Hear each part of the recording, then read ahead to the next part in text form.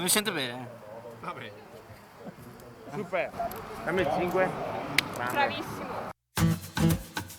Una giornata di allegria, di sport, ma soprattutto di inclusione. Sono iniziate nel parco di Villa Margherita le attività ludico-motorie dedicate ai disabili ed oggi protagonista è stata l'ippoterapia. Quindi un gruppo di cavalli che sono abituati a lavorare con persone con disabilità, no, e stanno facendo fare questa esperienza di incontro col cavallo a una serie di persone. Istruttori e volontari hanno aiutato i ragazzi a salire sui cavalli addestrati ad operare con la disabilità.